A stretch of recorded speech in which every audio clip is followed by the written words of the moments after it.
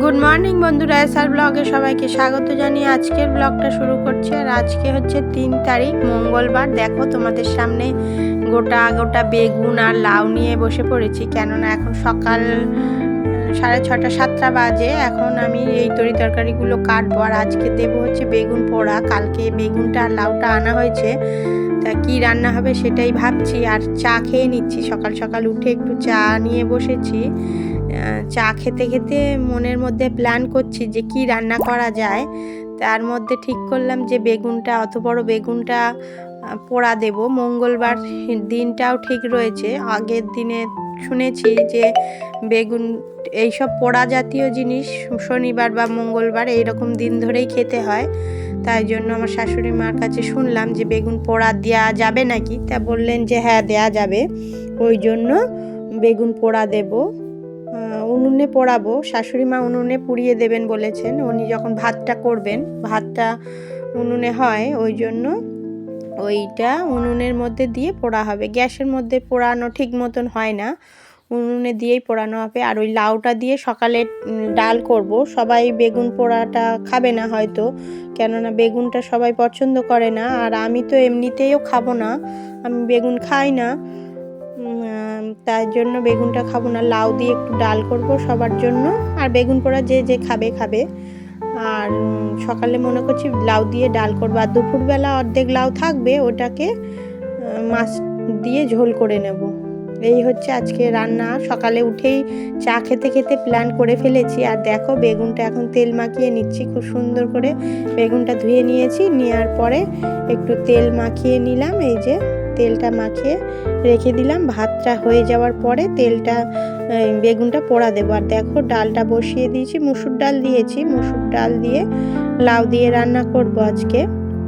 আর সকালে আর কিছুই করব না, মুসুর ডাল লাউ দিয়ে করছি, এটা দিয়ে সবাই খাওয়া হয়ে যাবে। আর বেগুন পোড়া তো রয়েছে। আর একটু রুটি করব, দেখি রুটি দিয়ে বেগুন পোড়া দিয়ে খেতে খুবই ভালো লাগে। আর দেখো বন্ধুরা, আমার বেগুন পোড়া সম্পূর্ণ পুড়ে টুড়ে রেডি হয়ে গেছে। এখন এটাকে মাখা করব। মাখা করলে সুন্দর হবে, কিন্তু আমি তো বেগুনটা খাই না। খুব সুন্দর করে লঙ্কা ভেজে রান্না করব। লঙ্কা ভেজে রান্না করব মানে লঙ্কা ভেজে মাখাবো এটা। আর এই যে এখন বেগুনের খোসাটা বেছে নিচ্ছি, ওটা বাছাটা সুন্দর, পোড়াটা ভালো হয়েছে তো, পুরো সুন্দর খোসাটা পাতলা করে উঠে যাচ্ছে। এটা খুব সুন্দর উঠছে, এটাই ভালো লাগছে যে অন্যান্য দিন বেগুনটা ঠিক মতন না পোড়াতে পারলে খোসাটা ভালো উঠতে চায় না। আর আজকে বেগুনটা পোড়াটা খুব সুন্দর হয়েছে আর উঠে যাচ্ছে। আর আমার শ্বশুর মশাই আর আমার হাজব্যান্ড, ওরা বেগুন পোড়া খেতে খুবই ভালোবাসে। আর ওই জন্য ওদের ওদের মেখে দেবো ওদের জন্য। দেখি বাচ্চারা যদি খায় তো খাবে। ওদের জন্য তো ডাল করেছি, বাচ্চাদের জন্য, যেহেতু বাচ্চারা বেগুন পোড়া নাও খেতে পারে। ওই জন্য এই যে সবাই দেখতে এসছে বেগুন পোড়াটা কীরকম হয়েছে, ছোটো মেয়েও দেখতে এসছে। আর দেখো আমি এখন সমস্ত বেগুনটা বাছা হয়ে গেছে, কিন্তু এই যে মুখটা আমি কাটতে পারছিলাম না, ওটা আবার চামচ নিয়ে আসবো। একটা চামচ নিয়ে এসে কাটবো। আর ভিতরে আগে ফাটাইনি বেগুনটা, এখন ভালো করে দেখে নেব যে ভিতরটার মধ্যে কোনো পোকা টোকা রয়েছে নাকি। এরকম দুটো বেগুন আনা হয়েছিল, আগের দিনের বেগুনটা ভাজা খাওয়া হয়েছে, কোনো পোকা হয়নি। তার জন্য বুঝলাম যে এই বেগুনটাও কোনো পোকা হবে না। আর এই যে খুব সুন্দর করে ভালো করে খুলে দেখে নিলাম, পোকা টোকা যদিও থেকে যেতে পারে। আর এই যে ভালো করে পরিষ্কার করে কেটে নেওয়ার পরে এই মুখের দিকটা একটু আঁশ থাকে, ওই জন্য মুখের দিকটা খুব সুন্দর করে কেটে ছোট ছোট করে নিলাম। আর এই যে পেঁয়াজ লঙ্কা ভাজা সব রেডি হয়ে গেছে। আর এখন সুন্দর করে মেখে নেব। মেখে নিয়ে সবাই রুটির সাথে দিয়ে দেবো খেতে, সবাই রুটি দিয়ে খেয়ে নেবে। আর তারপরে ডাল রয়েছে, ডাল দিয়ে ভাত দিয়ে বা খেয়ে যাবে স্কুলে, এরকম কিছু খেতে পারে। তাহলে দেখতে থাকো, আমার মাখাটা কমপ্লিট হয়ে যাক।